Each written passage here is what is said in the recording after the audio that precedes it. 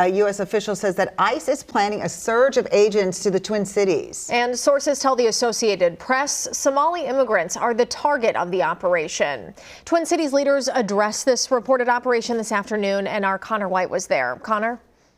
Right. The AP reports that enforcement operation will focus on Somali immigrants living unlawfully here. The expectation is that starts this week. Today, those Twin Cities leaders offered a show of support for the Somali community, and the mayor of Minneapolis says he believes ICE will break the law and sweep up American citizens.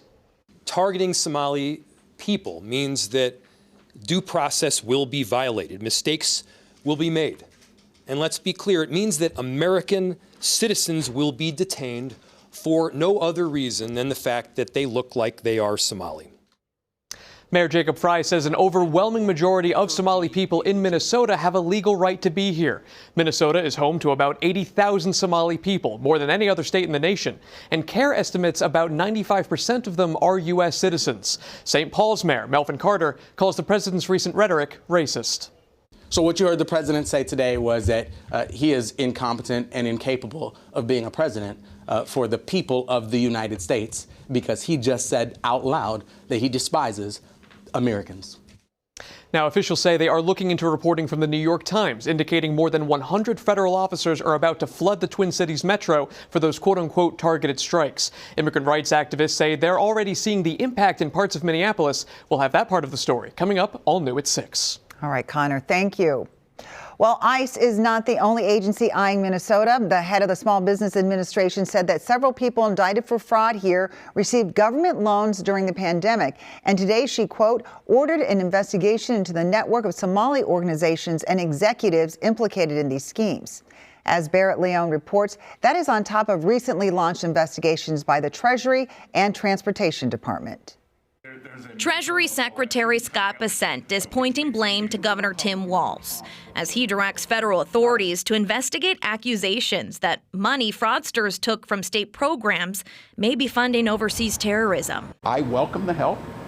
We do all we can. DPS is on this. It's a probe called for by Minnesota Republicans, and the governor welcomes it with caution. I don't think anybody in here really believes their motive and their timing is about actually doing something about this. The news broke the same day that Transportation Secretary Sean Duffy threatened to withhold millions in federal funds if the state didn't revoke commercial driver's licenses the department says are illegally obtained by non-citizens. We follow the laws we always have.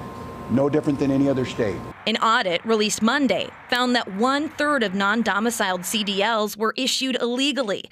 And if the state didn't comply within 30 days, $30 million in federal highway funding were at risk. In a statement, Secretary Duffy said, quote, Minnesota failed to follow the law and illegally doled out trucking licenses to unsafe, unqualified non-citizens, endangering American families on the road.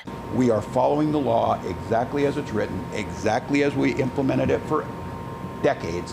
And coincidentally, today they decide to keep piling these things on. Barrett Leone, WCCO News.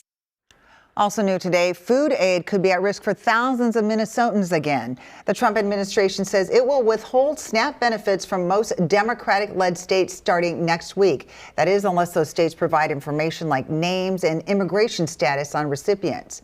The Agricultural Secretary says it's about finding fraud in the program. Democratic states have sued to block the requirement. About 440,000 Minnesotans use the program to help buy groceries.